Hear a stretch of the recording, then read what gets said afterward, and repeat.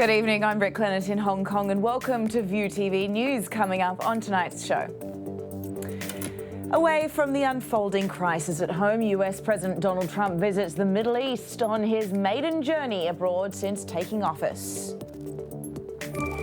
Sweden drops rape investigation over WikiLeaks founder Julian Assange.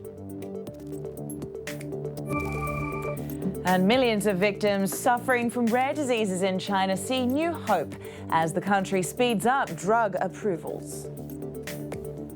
Chief Executive CY Leung is holding his ground over the UGL payments case. He continued to push for pro-democracy lawmaker Kenneth Leung to quit the investigation panel, saying the accountancy rep is prejudiced against him. His comments come after pro-establishment lawmaker Holden Chow, who let Leung amend committee documents relating to the probe, stepped down from the panel yesterday. He said pan-Democrats would be displaying double standards if Leung remains. And police are searching for a taxi driver who is involved in a fatal hit-and-run accident in Kowloon City. A 60-year-old man was run over by the taxi at 4 in the morning when he was crossing an intersection along Prince Edward Road West with a trolley. He was taken to the hospital and later confirmed dead. The taxi driver had already fled the scene when officers arrived. Police are calling for the suspect to hand himself over. Well, the Secretary for Financial Services and Treasury, Casey Chan, backed the latest mortgage tightening measures introduced by the Hong Kong Monetary Authority yesterday. He said the policies will help banks better manage risks. But solely relying on new measures to cool the overheated property market won't be enough. He says the government will try to increase the housing supply as well. And moving away from Hong Kong, the saga involving US President Donald Trump and the FBI director he fired, James Comey, continues to rock the White House. Comey has now agreed to testify publicly in front of a Senate Intelligence Committee, where he's expected to answer tough questions about the FBI's Russian inquiry. Panel Vice Chair Mark Warner said he hopes the testimony will help answer questions that have arisen since Comey was, quote, suddenly dismissed by the president.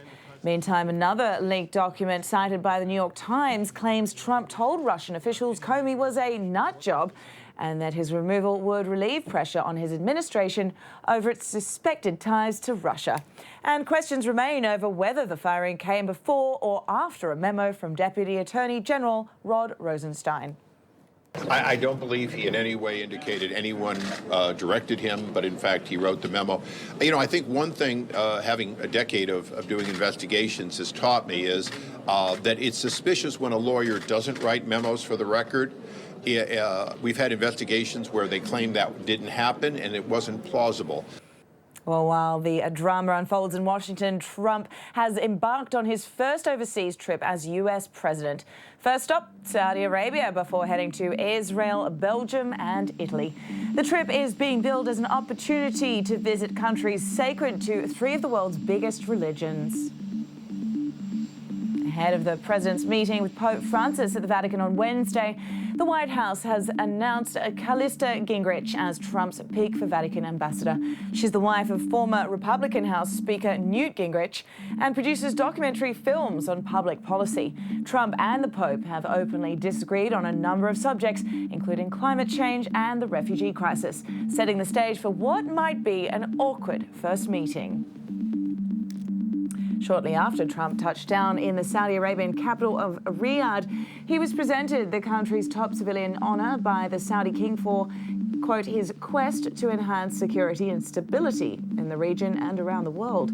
The same honour was previously given to Russian President Vladimir Putin and Trump's predecessor, Barack Obama. The two leaders are expected to attend the Arab Islamic American Summit later, a gathering with dozens of leaders of the Muslim world.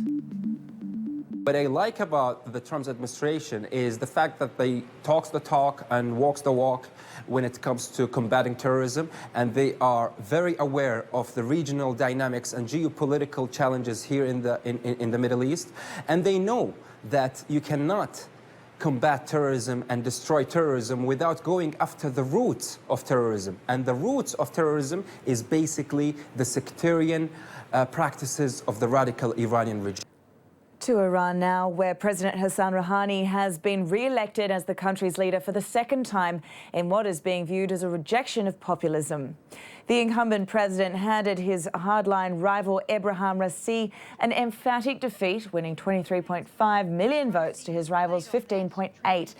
The re-election is likely to safeguard the nuclear agreement Rouhani's government reached with global powers in 2015, under which most international sanctions have been lifted in return for Iran curbing its nuclear program.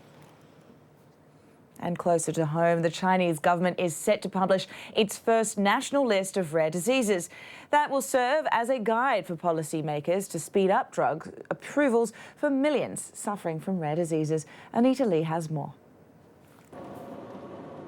New hope for victims of rare diseases in China. Beijing taking steps to help an estimated 16 million of its citizens who need specialist drugs which are either not approved or not covered by public insurance policies. 8-year-old Cuckoo suffers from a rare genetic disorder called TSC. He needs a drug called Sabril to control his seizures, but it's really hard to find in China, so his parents have to get it smuggled in from places like Turkey and Taiwan. One reason drugs like Sabril are not easy to find in China is because Beijing's health budget is tight and the approval process is long. Specialist drugs for rare diseases are a low priority. But that could change. The health ministry is putting together a list of 100 rare diseases to help guide policymakers who are overhauling the healthcare system. Campaigners say the system is in urgent need of an upgrade, with many patients suffering from rare diseases simply waiting to die.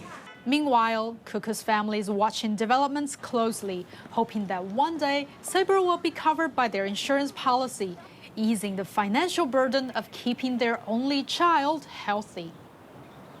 Coming up next, the latest from the world of business.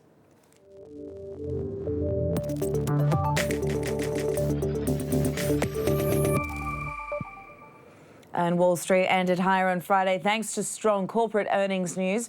But for the week, the major indices closed in the red following reports that the president tried to interfere in a federal investigation.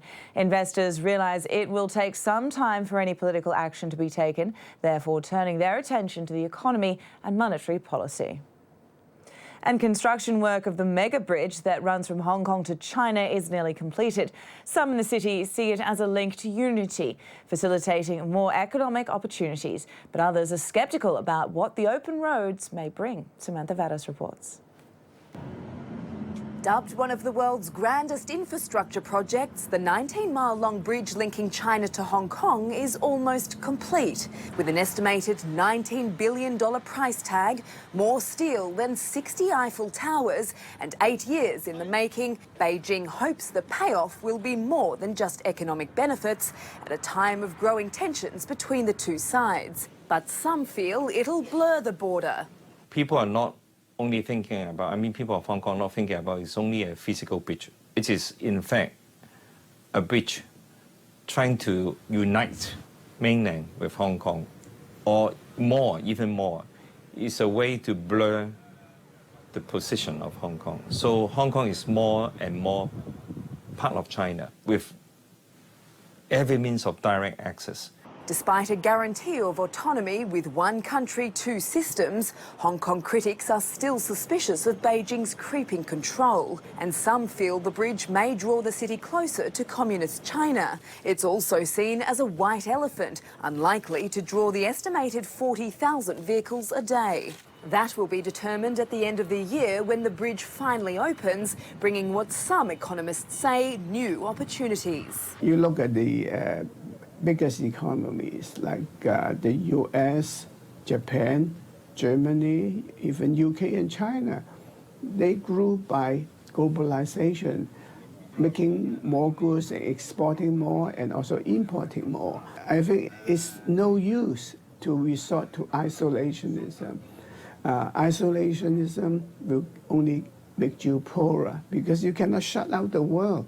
That is unrealistic. Once finished, the road will link Hong Kong to the Chinese city of Zhuhai and the territory of Macau, creating what one project manager calls one bridge, three systems. To Europe, UK Prime Minister Theresa May's election manifesto launched this week. She set out pledges to cut corporation tax, but also promised to clamp down on executive pay and give workers a bigger voice. But as David Pollard reports, it's her ambition to cut back on net migration, which has the UK business community most worried. Some voters say it's boring, others unnecessary. But at least the UK election campaign is colourful. A dash of orange for the Finance Minister, red for the Labour opposition party, traditional blue for the ruling Conservatives, though some die-hard supporters complain that that's turned a bit pinker. Theresa May's manifesto this week promising to clamp down on executive pay, give workers a bigger say and make it harder for foreign firms to take over British ones. Like the government I lead will build a Britain in which work pays, with a higher national living wage and proper rights and protections at work. But investors warn Britain could turn protectionist if it hinders merger bids, while business leaders are anxious at the hit another election pledge could have on employers to cut net migration to below 100,000 a year, a level not seen in 2 decades, while raising extra levies on firms hiring from abroad. There were necessary demands from the labour force for those migrants to come in and fulfil huge numbers of jobs in the UK industry and UK services. So if we were to see the immigration numbers coming down, you're going to be really compromising the inflows and potentially damaging UK businesses. There's also the question of how to pay for another election pledge. A cut in corporation tax to 17% would, say opposition leaders, be like writing a blank cheque, a charge Philip Hammond refutes. The measures that we've set out are very carefully described, and we've also described some pretty tough decisions that we've taken in order to pay for them. Now, IFS and other organisations will do their costing, but it is a broadly fiscally neutral package. Though he might need to say a small prayer, it remains so. Those costing subject to one still unknown variable, the huge potential bill from Brexit. Stay with us, there's plenty more to come, including Swedish prosecutors calling it quits over rape allegations against WikiLeaks founder Julian Assange. Don't go away.